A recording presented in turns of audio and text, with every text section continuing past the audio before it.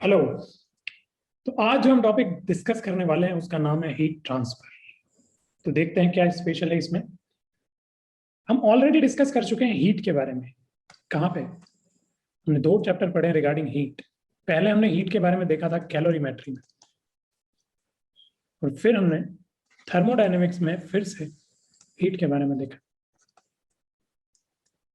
तो पहला क्वेश्चन तो यही उठता है कि जब 2 चैप्टर पहले से देख चुके हैं तो ये कैसा डिफरेंट है, इसमें क्या अलग है? तो अलग है कि इन दोनों चैप्टर में हम बात करते थे अमाउंट की। What is the amount of heat transfer? Amount of heat which is transferred from a higher body to a lower body, the higher temperature body to a lower temperature body. So amount which we measure in joule, denoted by, normally we denoted it by capital Q. यहाँ पे इस chapter में हम बात करने वाले हैं rate of heat transfer की, कि किस रेट से हीट ट्रांसफर होगी from higher temperature body to a lower temperature body. Rate of heat transfer. Now again question आता है कि रेट और अमाउंट में क्या डिफरेंस है? Why is the rate is so much special so that we have to come up with a new chapter named as heat transfer? ठीक है, देखते हैं। अभी रेट ऑफ हीट ट्रांसफर में हम बात करेंगे, ऑब्वियसली कोई भी रेट होता है पर सेकंड हम बात करते हैं, तो जूल पर सेकंड और वॉट की हम बात करेंगे यहाँ पे। और जो सिंबल मैं यूज करने वाला हूँ वो या तो इस तरह से क्यू डॉट लगा के दिखा दूं या फिर मैं स्मॉल क्यू लिख दूं। तो I prefer writing it small Q. Small Q is my rate of heat transfer. You have to understand कि ये पर सेकंड है, जूल पर सेकंड यानी कि वॉट है। ओके, अब देखते हैं कि रेट इंपॉर्टेंट क्यों है। तो उसके लिए एक एग्जांपल है, देखिए जरा, और सभी लोग मुझे इस क्वेश्चन का आंसर देंगे। कि मान लीजिए मेरे पास 2 चेयर हैं, जिसमें से एक चेयर वुड की है, ये वाली आपको दिख रही होगी, और दूसरी वाली जो चेयर है वो आयरन की बनी हुई है। अब मान लीजिए कि कोई गर्मी का दिन है और ये दोनों चेयर आउटसाइड ग्राउंड में रखी हुई है काफी टाइम के लिए, और एनवायरमेंट के कांटेक्ट में है ऑब्वियसली। तो मुझे बताइए, मेरा सीधा सा सवाल ये है कि आप किस चेयर पे बैठना पसंद करेंगे? क्या वुड पे बैठना पसंद करेंगे या आयरन पे? ऑब्वियसली आपका जवाब होगा कि सर हम आयरन पे बैठना पसंद करेंगे। नहीं नहीं, 100% of you will answer that we will prefer this wood chair. And why? What is the reason behind it? अगर मैं कहूं, अगर कोई सोच रहा है कि temperature of wood is lower compare to temperature of iron, तो मैं बता दूं कि ये गलत है।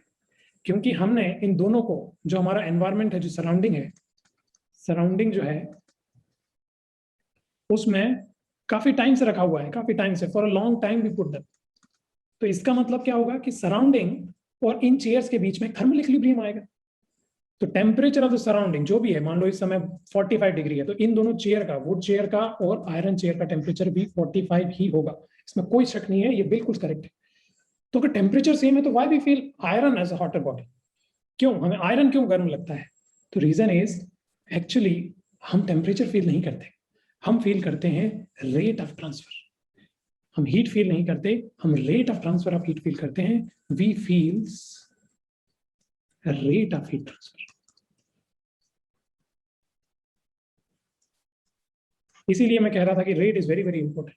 जो हमारे टिश्यू है, हाथ के टिश्यू, जब हम टच करते हैं किसी सरफेस को, तो कितनी क्विकली हीट ट्रांसफर हुई है उससे ये सेंसिटिव है, उसके प्रति ये सेंसिटिव है, ना कि इससे कि कितना अमाउंट हुआ है।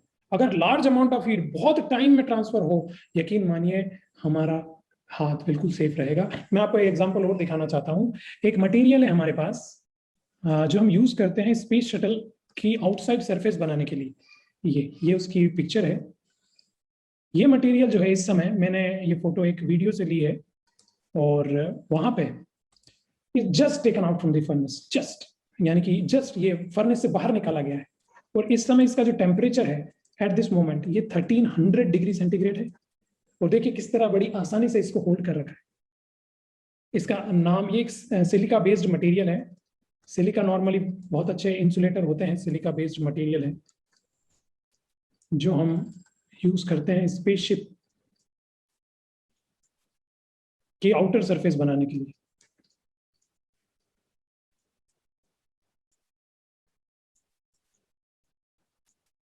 बनाने में इसका यूज करते हैं आउटर सरफेस, क्योंकि वो हीट के, वहीं पे सबसे ज्यादा हीट आनी है। तो हम चाहते हैं कि वो हीट अंदर ना आए, अंदर जो एस्ट्रोनॉट है वो सब सेफ बचे रहें। तो देखिए कितना अच्छा मटेरियल है, यहाँ पे इसका टेम्परेचर 1300 डिग्री सेंटीग्रेड, स्टिल हम इसको पकड़ पा रहे हैं। तो इसका रेट बहुत स्लो है, rate is low rate of heat transfer, low rate of heat transfer, या मैं क्यू लिख दूं, लो रेट ऑफ क्यू। मैं आपको और भी कई एग्जांपल दे सकता हूं, जैसे कभी कभी हमें रेट बढ़ाना होता है, हम चाहते हैं हीट जल्दी से हमारे सिस्टम जो है उससे बाहर निकल जाए। फॉर एग्जांपल हमारे कंबस्शन इंजन, जो इंजन हम डे टू डे हमारे व्हीकल्स में देखते हैं, वो इंजन बड़े लार्ज अमाउंट में हीट जनरेट करते हैं। अगर वो हीट को जल्दी से बाहर ना फेंका जाए तो इंजन गर्म हो जाएंगे। तो उसके लिए हमने कूलेंट एक सिस्टम है हमारे पास, रेडिएटर एक सिस्टम है, ये सब सिस्टम बनाया था कि हीट को जल्दी से बाहर भेजा जा सके। देखिए रेट कितना इंपॉर्टेंट है। दूसरा, रेट को कई जगह कम भी करना पड़ता है, हम नहीं चाहते कि रेट जल्दी, हीट जो है वो जल्दी से चली जाए।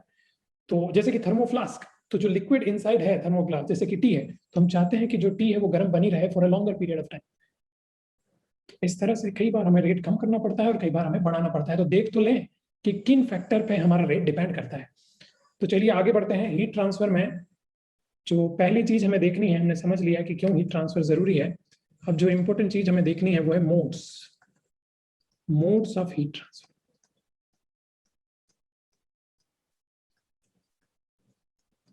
ये जो मोड्स हैं वो बेसिकली हमारे पास तीन ही मोड्स हैं जिससे एक बॉडी से दूसरी बॉडी हीट ट्रांसफर हो सकती है। और ये मोड है कंडक्शन, कन्वेक्शन और रेडिएशन। ये रेडिएशन आपका जो न्यूक्लियर फिजिक्स है या जो एटॉमिक बॉम्ब वाले रेडिएशन वो नहीं है, ये थर्मल रेडिएशन के उसमें आते हैं। सारी thermal conduction, thermal convection, thermal radiation हम बोलते हैं इनको। इसमें भी हमारे कोर्स में जो है वो कंडक्शन और रेडिएशन डिटेल में है, कन्वेक्शन इतना डिटेल में नहीं है, पर हम बेसिक अंडरस्टैंडिंग तो उसकी समझेंगे यहाँ पे। तो let's begin with conduction, discussion of conduction. Heat का कंडक्शन, अगर मैं बेसिक डेफिनेशन लिखूं तो heat, the transfer of heat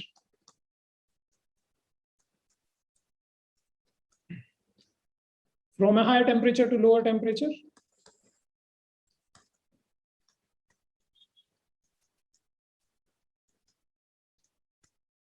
lower temperature through किस मीडियम से आई है, तो through a stationery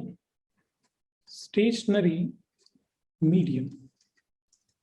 stationery medium, ये वर्ड बड़ा इंपॉर्टेंट है, मीडियम का रेस्ट में होना बहुत जरूरी है। पहली बात तो मीडियम का होना जरूरी है। Through a stationary medium is called transfer of heat via conduction. Via conduction, इसको थोड़ा डिटेल में देखते हैं और देखते हैं कि किन फैक्टर पे ये डिपेंड करता है। तो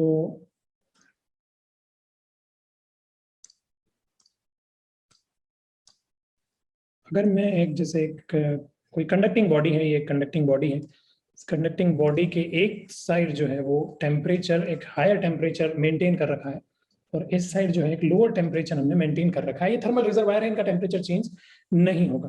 तो ऑब्वियसली अगर हीट का ट्रांसफर है, ये कंडक्टिंग बॉडी है, तो हीट का ट्रांसफर होगा और from higher temperature body to a lower temperature body heat conduct करेगी। मान लीजिए इस जो मटेरियल है हमारा, उसकी लेंथ एल है, और जो क्रॉस सेक्शन एरिया है मैं बना देता हूँ यहाँ पे, ये हमारा क्रॉस सेक्शन एरिया है ACS। स्टडी, फर्स्ट स्टडी इसमें की है जो फोरियर ने की है। फोरियर ने अपनी स्टडी में पाया कि फोरियर्स लॉ कि जो कंडक्शन ऑफ हीट है Q, it is directly proportional to, पहली बात तो जो टेम्परेचर डिफरेंस है उस पर प्रोपोर्शनल करेगा, कि जितना ज्यादा टेम्परेचर डिफरेंस होगा दो रिजर्वायर के बीच में, हीट उतनी ही तेजी से कंडक्ट करेगी। तो T higher minus T lower का ये जो गैप है उसके डायरेक्टली प्रोपोर्शनल है। दूसरा, ये जो एरिया है क्रॉस सेक्शन एरिया, इसके भी डायरेक्टली प्रोपोर्शनल है, और होगी भी क्यों ना, क्योंकि मैं एग्जांपल दूं आपको कि हम डे टू डे लाइफ में भी देखते हैं कि जो क्लोथ है हमारे, अगर मैं क्लोथ को स्ट्रेच करके सुखाऊं, गीले कपड़ों को, तो स्ट्रेच करके सुखाने में टाइम कम लगेगा कंपेरेटिवली एक बंडल बना के अगर मैं रखूं तो उसमें टाइम बहुत ज्यादा लगेगा। तो क्यों टाइम कम लगा, क्योंकि एरिया बढ़ गया। एरिया बढ़ेगा तो हीट का ट्रांसफर बढ़ेगा, तो टाइम कम हो जाएगा, रेट बढ़ जाएगा, टाइम कम लगेगा। तो डायरेक्टली प्रोपोर्शनल।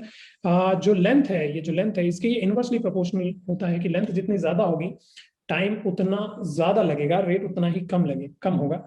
और चौथी चीज है, ये मटेरियल जितना अच्छा मटेरियल होगा उतना कंडक्शन ज्यादा अच्छा होगा। फॉर एग्जांपल यहाँ पे हमने देखा कि वुड जो है वो खराब कंडक्टर है कंपेयर टू आयरन जो एक अच्छा कंडक्टर है, तो आयरन में हीट का ट्रांसफर बड़ी तेजी से होगा और रेट बहुत ज्यादा होगा।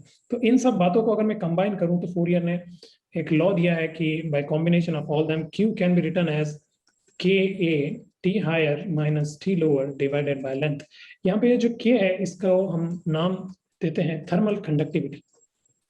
थर्मल कंडक्टिविटी, जो मटेरियल हमें इंक्लूड करना था फॉर्मूले में, वो मटेरियल हमने थर्मल कंडक्टिविटी से इंक्लूड किया। यूनिट हम यहाँ से निकाल सकते हैं, जो क्यू है उसका यूनिट है वॉट, और ये पर मीटर लेंथ हो गया डिवाइडेड बाय पर केल्विन आप ले सकते हो, तो के का यूनिट है वॉट पर मीटर केल्विन। अच्छा, डिफरेंस में केल्विन और सेंटीग्रेड दोनों बराबर होते हैं, तो वॉट पर मीटर डिग्री सेंटीग्रेड भी इसका यूनिट है। ये दोनों यूनिट एग्जैक्टली सिमिलर हैं, आपको कोई कन्वर्जन करने की जरूरत नहीं है as well as heat transfer is concern. ठीक है, तो ये तो हो गई कंडक्शन की बात। मैं आपको बहुत सारे एग्जांपल दे सकता हूँ हीट कंडक्शन के। मीडियम देखिए स्टेशनरी है, जैसे कि हम जो टी पॉट में कभी चाय बनाते हैं तो क्या होता है कि आग जो है, हीट जो है वो तो बर्नर पे है, पर वहां से हीट ट्रांसफर होते होते हमारे हैंडल तक पहुंच जाती है, जिसको हम होल्ड करके रखे हुए हैंडल तक पहुंच जाती है, इसलिए हम हैंडल इंसुलेटिंग मटेरियल का बनाते हैं। तो ये जो ट्रांसफर है इसको हम कंडक्शन बोलते हैं, कि मीडियम पार्टिकल जो है वो मूव नहीं हो रहे हैं और हीट एक जगह से दूसरी जगह पहुंच जा रही है। दूसरा, अगर मैं डिस्कशन हम डिटेल में इसको देखेंगे, पहले एक बार सब फिनिश कर लेते हैं। तो जो दूसरा हमारा मोड है वो है थर्मल कन्वेक्शन का। कन्वेक्शन इतने डिटेल में हमारे कोर्स में नहीं है, पर अगर कहीं आ जाए एज ए थ्योरेटिकल क्वेश्चन तो पता होना चाहिए, तो देख लेते हैं। अगर मैं इसको डिफाइन करूं तो डेफिनेशन इस तरह से होगी कि the transfer of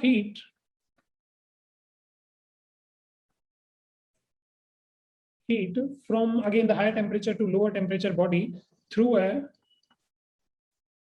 a moving medium या flowing medium we can say, so through a flowing medium, the medium which can flow। अब वो कौन से मीडियम होते हैं जो फ्लो कर सकते हैं, तो ऑब्वियसली वो फ्लूइड होते हैं।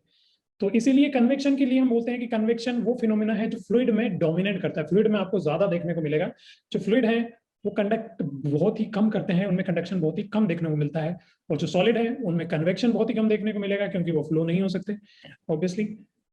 पर इसका ये मतलब नहीं है कि जो सॉलिड है वो कभी कन्वेक्ट नहीं करते हैं, थोड़ा बहुत तो सभी करते हैं, या जो जैसे कि एयर हो गया, वाटर हो गया, वो कभी कंडक्ट नहीं करते, हीट का कंडक्शन नहीं करते, नहीं वो भी करते हैं, कंडक्शन भी होता है। इसको एक बहुत ही सिंपल एग्जांपल से समझे कि किस तरह से हीट कन्वेक्ट होती है। जैसे कि ये हमारे पास एक चाय का प्याला है और बड़ा ही बढ़िया दिख रहा है, और इसमें अगर मैं देखूं तो ये जो एयर है वो गर्म होकर ऊपर उठती हुई नजर आ रही है। तो यहाँ जो ये एयर के पार्टिकल्स हैं एक्चुअली ये जो हॉट सरफेस है चाय की उसके साथ कांटेक्ट में है, तो उसके कारण ये गर्म हो गए हैं। और हम जानते हैं कि रिलेशन की जो P is equal to rho R T, किसी भी एयर के लिए तो ये लिख ही सकते हैं हम। तो टेम्परेचर और डेंसिटी एक दूसरे के इनवर्सली प्रोपोर्शनल है अगर प्रेशर कांस्टेंट हो तो टेम्परेचर बढ़ने से डेंसिटी कम हो जाती है, तो टेम्परेचर यहाँ पे ज्यादा है इसलिए डेंसिटी कम, और जिस भी फ्लूइड की डेंसिटी कम है वो ऊपर उठता है। तो ये सारे पार्टिकल यहाँ से ऊपर उठना शुरू कर देंगे, और जैसे जैसे ये ऊपर जाएंगे ऑब्वियसली ये थोड़े ठंडे होते जाएंगे, जैसे ही ठंडे हुए टेम्परेचर कम हुआ डेंसिटी फिर से बढ़नी शुरू हो जाएगी, और ये फिर से नीचे आना शुरू हो जाएंगे इस तरह से, फिर से नीचे आए, फिर से इन कांटेक्ट में आए, और फिर से ऊपर गए। तो एक तरह से ये जो लूप बन रहा है, ये जो चक्र बन रहा है, इस चक्र के कारण हीट का ट्रांसफर कंटिन्यूसली होता ही रहता है, कंटिन्यूसली होता ही रहता है। हीट जो कप है उससे निकलती ही जाती है और कप ठंडा होता जाता है, कप ठंडा होता जाता है। इस तरह के हीट के ट्रांसफर को हम बोलते हैं कि कन्वेक्शन हो रहा है। देखिए मीडियम जो है वो एयर है और वो मूव हो रही है, वो एक फ्लोइंग मीडियम है। तो आपको एक आइडिया लग गया होगा कि कन्वेक्शन किस तरह से होता है, तो इसलिए यहीं तक इसको रखते हैं। जो नेक्स्ट हमें देखना है वो है रेडिएशन। तो रेडिएशन के बारे में थोड़ा सा हम देखें डेफिनेशन और क्या होता है रेडिएशन। तो रेडिएशन पे यहाँ पे बात अगेन मैं बोल दूं कि हम थर्मल रेडिएशन की बात कर रहे हैं, सारे रेडिएशन की बात नहीं कर रहे हैं। और इसको मैं अगर डिफाइन करूं तो the transfer of heat without any medium, which don't require any medium, without any medium is called thermal radiation। अब कोई मीडियम नहीं है तो हीट ट्रांसफर होती कैसे है? हीट ट्रांसफर होती है इलेक्ट्रोमैग्नेटिक रेडिएशन की वजह से। इलेक्ट्रोमैग्नेटिक रेडिएशन, हाँ वही जो हमने देखे थे स्पेक्ट्रम लाइट के लिए, तो उसी फॉर्म में ये होती है। एक्चुअल में जो पूरा स्पेक्ट्रम है हमारे पास में, जिसमें X ray, gamma rays, UV rays, visible light, infrared, microwave, सारी जो हमारी वेव है, या सारे जो इलेक्ट्रोमैग्नेटिक रेडिएशन है, मैं कुछ बनाऊं तो यूवी जैसे बना दूं, विजिबल यहाँ पे बोल दूं, और इसके बाद यहाँ पे इंफ्रारेड बोल दूं, और भी है।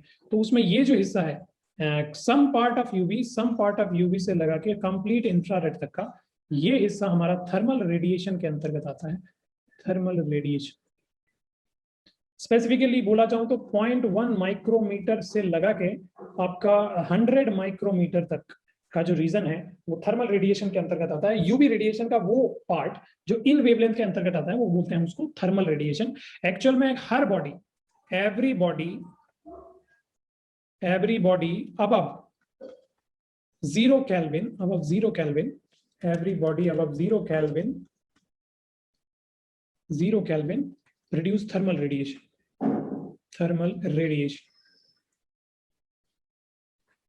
यानी कि कोई भी, जैसे कि हर बॉडी नॉर्मली 0 केल्विन से तो ज्यादा ही है हमारे सराउंडिंग वाली, तो हर इस बॉडी, जैसे कि मेरे पास ये वॉल है, तो ये वॉल से मुझ तक थर्मल रेडिएशन कंटिन्यूअसली आ रहे हैं। अगर एक टेम्परेचर डिफरेंस एग्जिस्ट करे तो टेम्परेचर डिफरेंस का होना बहुत जरूरी है। तो थर्मल रेडिएशन इस तरह से आते ही हैं। हाँ, डोमिनेट करते हैं, they are dominate when temperature is very high. Temperature is high temperature पे ये डोमिनेट करते हैं। मैं आपको एक एग्जांपल देता हूं कि इनिशियली जब हमने देखा कि किस तरह से जो सन है वहां से हीट अर्थ तक आती है, और बीच में अगर कोई पूछे तो कोई मीडियम है भी नहीं, फिर भी जो हीट है वो कंटिन्यूसली सन से हमारे तक पहुंच रही है।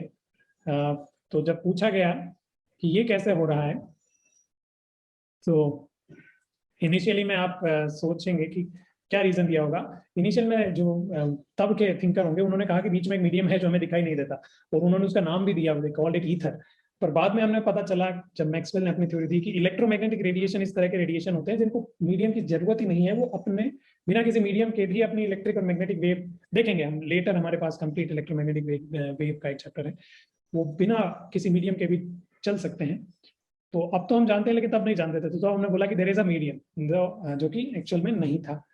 तो लॉट्स ऑफ हीट और temperature of sun is a very high temperature body, around 5600 kelvin sun का टेम्परेचर है। तो इस टेम्परेचर पे डोमिनेट करता है रेडिएशन, और बेसिकली मीडियम तो है नहीं, तो रेडिएशन ही पॉसिबल है। तो देखिए किस तरह से रेडिएशन के थ्रू हीट आती है। इसमें जो मेन वर्क है वो हमारा स्टीफन्स ने किया है, और स्टीफन्स का जो वर्क है वो है कि जो रेट है वो एक ब्लैक बॉडी कंसेप्ट है जो हम डिटेल में देखेंगे, उसके थ्रू हम बोलते हैं कि जो रेट है it is equal to sigma A epsilon T1 to the power 4 या T higher to the power 4 T lower to the power 4। ये हमारा रेट, हम बोलते हैं कि this much watt is our rate. देखिए किस तरह से जो हाई टेम्परेचर है उसकी पावर में 4 है, तो अगर टेम्परेचर ज्यादा हुआ, ये डिफरेंस ज्यादा हुआ, तो ये कितना डोमिनेट करेगा, कितनी high amount of heat transfer करेगी इस मोड के थ्रू। तो चलिए ठीक है, थैंक यू।